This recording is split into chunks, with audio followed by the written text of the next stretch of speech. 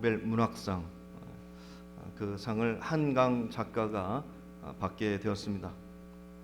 문해창작학과를 부전공으로 공부했던 저로서 굉장히 반가운 소식이었고, 또 일전에 그 분의 책을 읽은 적이 있어서 더더욱 기쁜 소식이었습니다. 그 작가에 대해서 참 많은 이야기가 쏟아져 나오고 있습니다. 그런데 저는 그 이야기보다 저의 바람은 이런 기회를 통해서 우리나라 영화, 우리나라 음악뿐만이 아니라 우리나라의 그 문학 작품들도 세계로 더 뻗어나가고 더 잘 알려지기를 바랍니다. 그것이 지금 제 소원입니다. 또한 우리나라에 있는 그 미래의 작가들 있지 않습니까? 미래의 그 인재들이 더 속출하기를 바랍니다.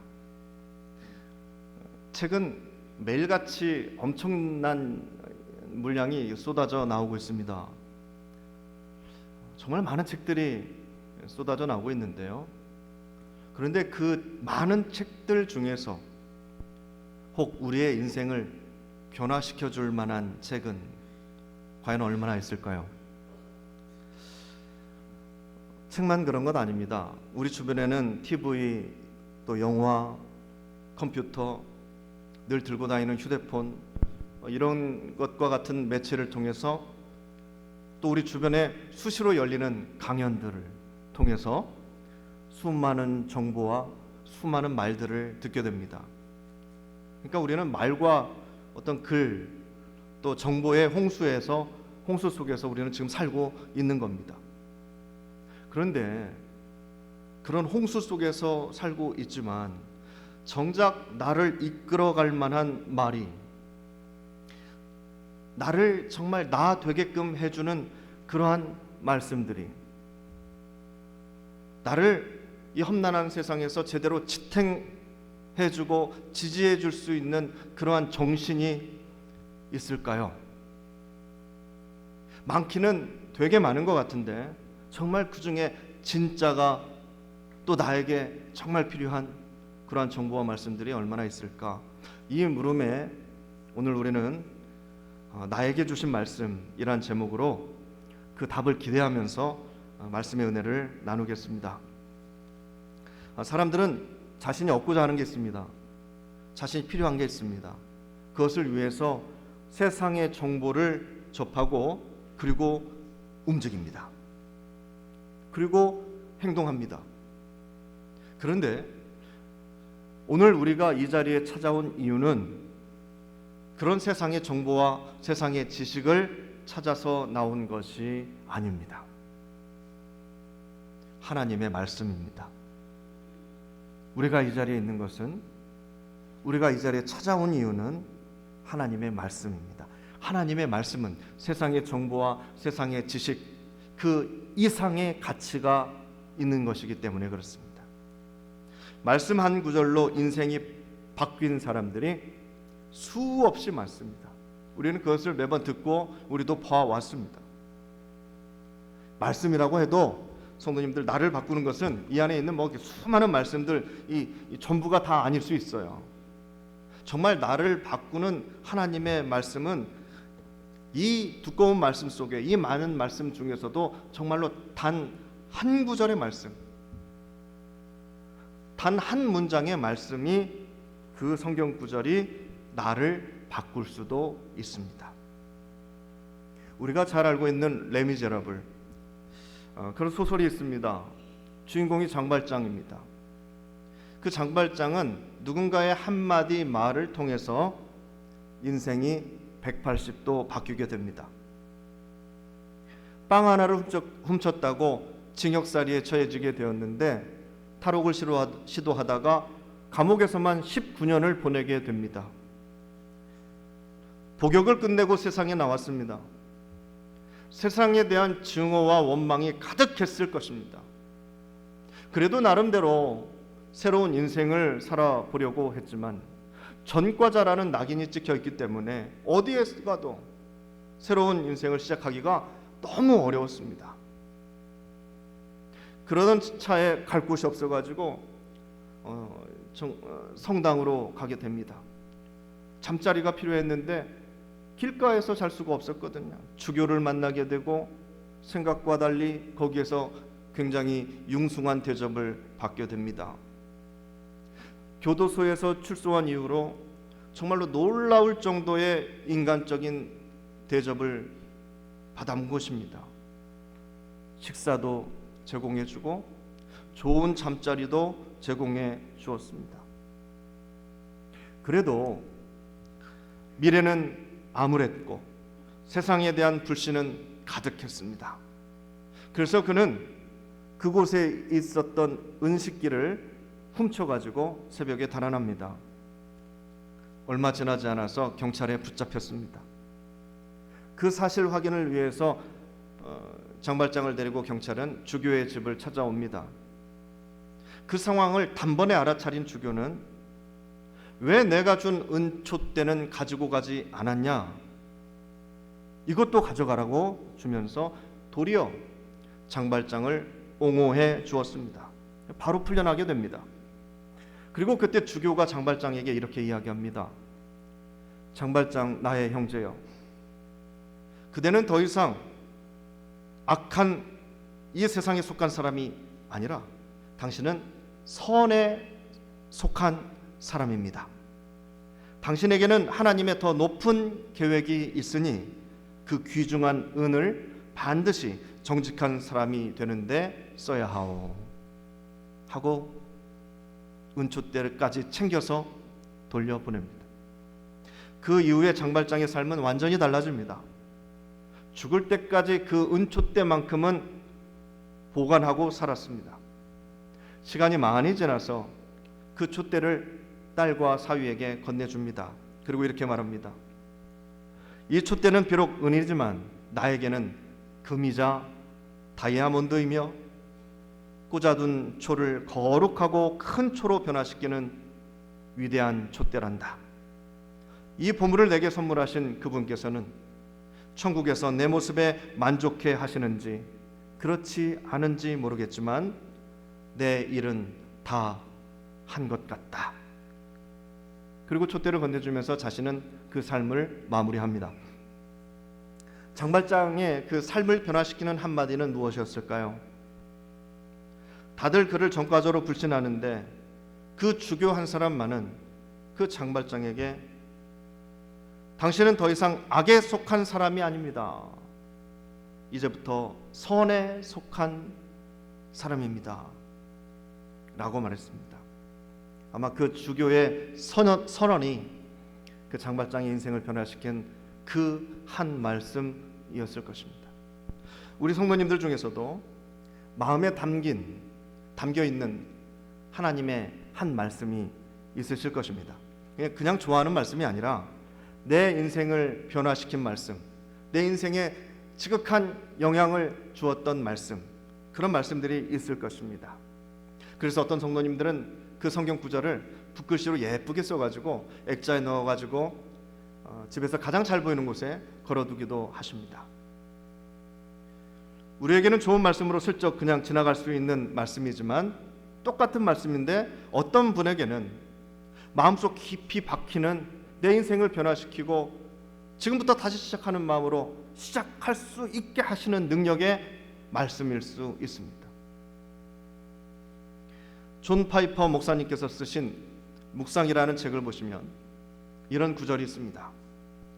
많은 책들을 읽는 것은 나무를 한 곳으로 모으는 것과 같지만 거기에 불을 지르는 것은 단 하나의 문장이다. 나무가 아무리 많아도 불을 지펴야 되는데 책을 많이 읽는 것은 나무를 모으는 것이고 불을 지피는 것은 여러 가지 책들이 있겠지만 그 속에서 나를 때리는 단 하나의 문장이다 라는 것이죠. 그 말씀에 불을 붙일 수 있을 때 우리의 삶은 뜨거워지는 것입니다. 성경의 수많은 인물들도 하나님의 말씀을 붙잡았습니다. 물론 그냥 지나친 사람들도 성경에는 많이 나옵니다. 그런데 하나님의 그 말씀을 붙잡고 나아간 사람들은 세상의 역사를 바꾸었습니다. 오늘 히브리서 11장에는 그 주인공들이 4절부터 계속해서 나오는데 오늘 7절부터 10절까지는 두 사람의 이야기를 하고 있습니다. 노아입니다. 노아가 붙잡은 하나님의 말씀은 창세기 6장의 말씀입니다. 너는 고페루 나무로 너를 위하여 방주를 만들어라. 방주를 만들어라. 하나님의 말씀이 주어졌습니다.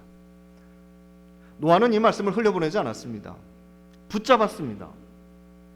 믿기지 않는 말씀입니다. 비도 내리지 않는데 배를 산에다가 만들라는 것입니다. 사람들은 다 손가락질했습니다. 그래도 그는 평생 방주를 만들었습니다. 그 말씀을 놓치지 않았기 때문에 포기하지 않았던 것입니다. 마침내 비가 내리고 홍수가 시작되었습니다. 결국 가족들은 살고 동물들이 살게 됩니다. 그리고 의의 상속자가 됩니다. 아브라함도 마찬가지 아닙니까? 우리가 잘 아는 창세기 12장 1절 2절 말씀을 함께 보십니다.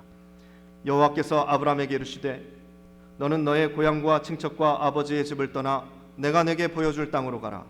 내가 너로 큰 민족을 이루고 내게 복을 주어 내 이름을 창대하게 하리니 너는 복이 될지라. 아멘. 우리가 너무나 잘 알고 있는 이 말씀을 아브라함이 붙잡습니다. 집을 떠나고 큰 민족을 이루게 될 것이라는 바로 이 말씀, 그 약속을 붙잡고 삽니다. 가라는 대로 가고 머무라는 데 머뭅니다.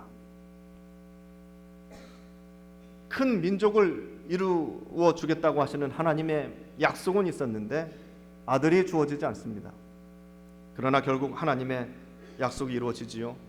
100세가 되어서 아들 이삭을 낳게 됩니다.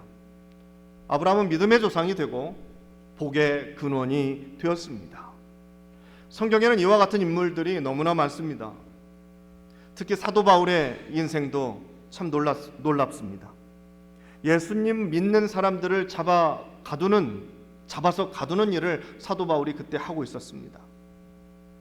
그 일을 하려고 다메섹으로 달려가고 있었습니다. 그런데 그 도상에서 빛을 경험합니다. 그리고 주님의 음성을 듣게 됩니다. 바로 그 자리에서 꼬꾸라 엎드러집니다. 사도행전 9장 4절 6절의 말씀입니다. 땅에 엎드려져 들음에 소리가 있어 이르시되 사울아 사울아 내가 어찌하여 나를 박해하느냐 하시거늘 대답하되 주여 누구시니까 이르시되 나는 내가 박해하는 예수라. 너는 일어나 시내로 들어가라. 내가 행할 것을 내게 이를 자가 있느니라 하시니. 아멘. 사도 바울의 마음을 후벼 파는 말씀 하나는 바로 이 말씀입니다. 나는 내가 박해하는 예수라. 나는 내가 박해하는 예수라.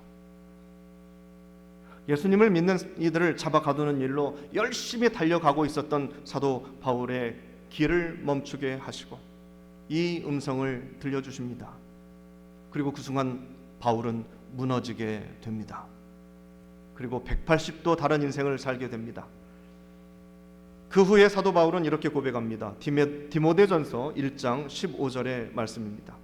미쁘다 모든 사람이 받을 만한 이 말이여 그리스도 예수께서 죄인을 구원하시려고 세상에 임하셨다 하였도다.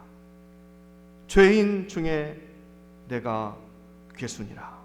아멘. 복음을 전하고 자신의 모습을 고백합니다. 나 같은 죄인이 또 어디 있겠나 하면서 고백합니다. 그리고 그런 자신을 위해서 예수님께서 오셨다. 그것을 완벽하게 받아들이고 이방인들과 유대인들에게 복음을 전하는데 남은 인생을 다 쏟아버립니다. 우리가 잘 아는 성 어거스틴도, 종교개혁을 했던 루터도 자신의 인생을 변화시킨 말씀은 단 한 구절의 말씀이었습니다. 그들이 성경을 다 몰랐겠습니까? 루터는 성경을 번역한 사람입니다. 성경을 몰라서 그랬겠습니까? 아닙니다. 다 알고 있었습니다. 그럼에도 불구하고 그들의 인생을 바꾼 성경의 말씀은 한 구절이었습니다. 그냥 좋은 말씀이 아닙니다. 그냥 멋진 말씀이 아닙니다. 그 말씀은 능력이었습니다.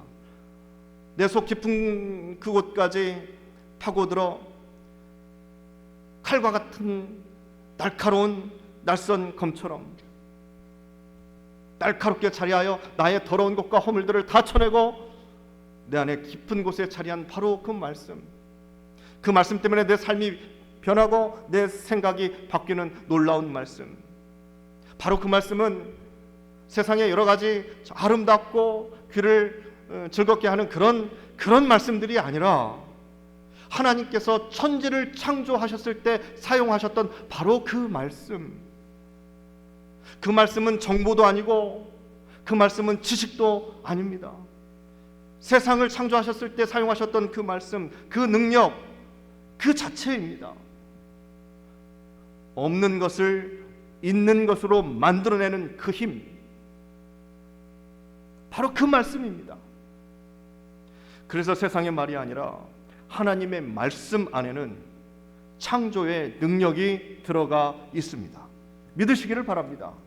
그래서 세상의 아름다운 말이 아니라 하나님의 말씀이 내 안에 자리했을 때는, 세상을 창조하셨던 그 말씀이 내 안에 능력으로 작용할 때는 사람이 변화가 되고 나를 만난 사람들도 바뀌게 되고 세상을 바꾸는 능력이 되는 것입니다. 우리가 잘 아는 성 프란체스코의 기도가 있습니다. 보통 평화의 기도로 잘 알려져 있습니다. 우리 성도님들 함께 보시겠습니다. 주여 나를 평화의 도구로 써주소서.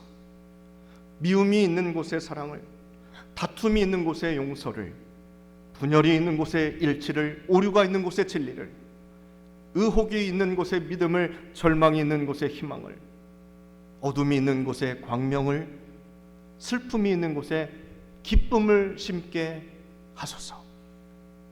주여, 위로를 구하기보다는 위로하고 이해를 구하기보다는 이해하며 사랑을 구하기보다는 사랑하게 해주소서.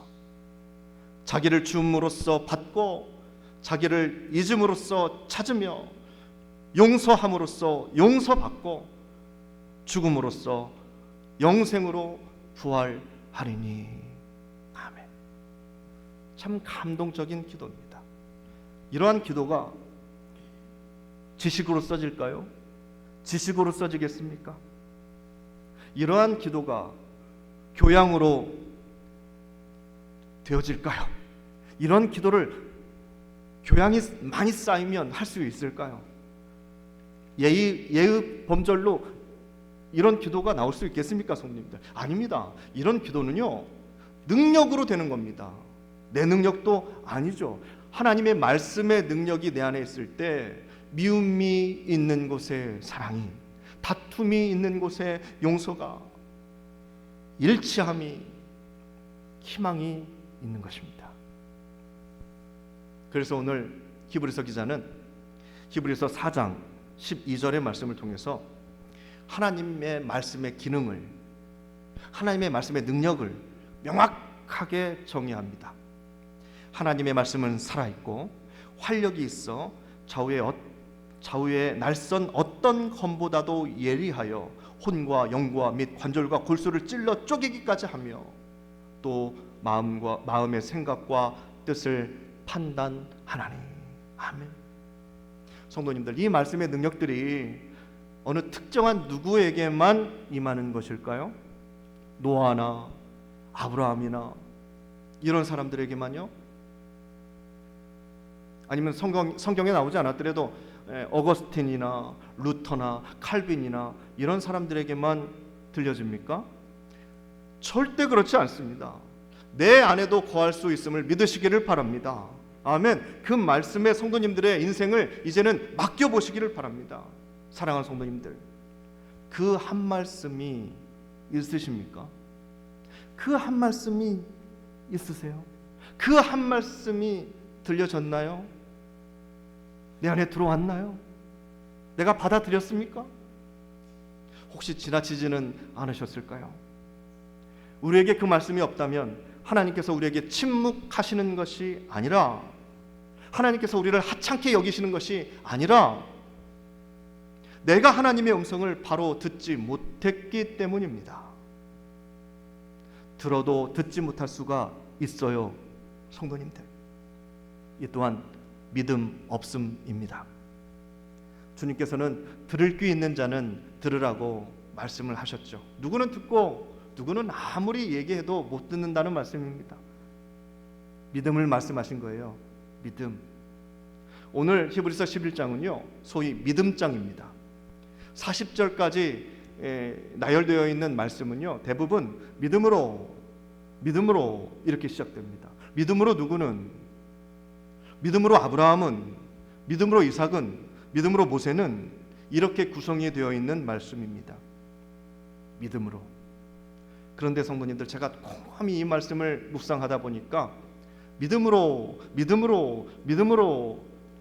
성경에 기록되어 있는데 그 앞에 한 말씀이 빠졌어요. 그 앞에 한 단어가 빠져 있더라고요. 믿음으로 앞에 빠져 있는 바로 그 한 단어는 말씀을입니다. 말씀을. 왜 빠졌을까요? 너무나 당연한 것이기 때문에, 너무나 당연한 것이기 때문에 빠진 거예요. 믿음으로가 아니라 원래는 말씀을 믿음으로, 하나님께서 주신 그 말씀을 믿음으로, 말씀을 믿음으로 노아는, 말씀을 믿음으로 기생 라합은 이렇게 되는 것이죠. 우리의 살 길도 마찬가지입니다. 말씀을 믿음으로 우리는 무엇을 어떻게 해야 할까요? 말씀대로 하면 됩니다. 붙잡은 말씀대로 하면 되는 거예요. 오늘 우리 성도님들에게 감동으로 들려지는 하나님의 말씀은 무엇일까요? 내 잔이 넘치나이다. 두려워하지 말라. 내가 너와 함께 하리라. 일어나 걸어라. 우리가 서로 사랑하자. 하나님의 말씀이 나에게 들리고 그 말씀을 내가 믿음으로 행할 수 있다면, 성도님들, 오늘 이 시간은 성도님들의 최고의 시간이 될 수 있을 것입니다. 그리고 우리 성도님들의 이름은 히브리서 11장에 다 들어가실 수 있으십니다. 꼭 위대한 설교자가 설교를 해야만 그 말씀이 나에게 들어온다면 우리는 수많은 교회를 떠돌아 다녀야 합니다. 아니에요, 성도님들. 절대 그렇지 않습니다. 하나님의 그 말씀, 우리에게 들려지는 각자 다르겠지만 그 말씀은 어떤 어린 아이와의 대화를 통해서도 들려줄 수 있습니다. 그냥 지나치는데 기독교 방송이 굳이 나에게만, 지나가면서 들리는 기독교 방송의 그 한 구절이 하나님의 음성으로 내게 들려질 수도 있습니다. 때로는 밥 먹으러 갔지만 어느 식당에 걸려져 있는 그 액자에 하나님의 말씀 한 구절이 내 안에 깊숙이 들어와 자리할 수도 있습니다.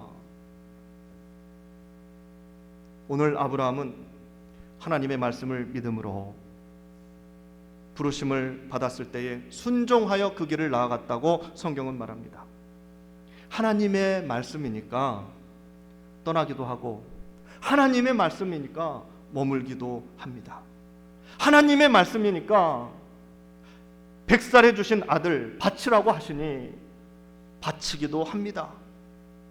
칼을 이렇게 제물로 바치려고 든 순간 하나님께서 아브라함아, 아브라함아, 멈춰 하시니까 그 말씀도 잘 듣고 멈춥니다. 안 들렸다면, 못 들었다면, 일에 너무 바빠가지고 돈 버는 것에 너무 집중해가지고 지금 해야 되는 일이 너무 급해서 하나님의 말씀을 지나쳤다면 우리는 수많은 아들을 죽일 수 있습니다. 믿음으로 들어야 들립니다. 믿음으로 살아야 우리가 말씀대로 살 수 있습니다. 주님의 말씀은 내 발의 등이요 내 길의 빛이 됩니다. 사랑하는 성도님들, 성도님들에게 주시는 하나님의 그 말씀이 있습니다. 그 말씀 들을 준비를 하시고 들리는 대로 아멘 순종하셔서 이 시대의 노아가 되시고 이 시대의 아브라함이 되시는 우리 모든 성도님들이 되시기를 축복합니다. 아멘. 사랑의 하나님 감사합니다. 누구도 나의 마음을 몰라주는 이 시대에 하나님께서는 좌절하게 하지 않으시고 낙심하게 하지 않으시고 말씀을 들려주십니다. 그 말씀으로 오늘도 일어나 살렵니다. 그 말씀으로 오늘도 그대로 순종하여 행하렵니다. 그 말씀의 열매를 우리에게 보이시고 끝까지 포기하지 않고 그 길 나아가게 하옵소서. 우리를 사랑해 주시고 끝까지 붙들어 주시는 사랑 많으신 예수님의 이름으로 기도드립니다. 아멘.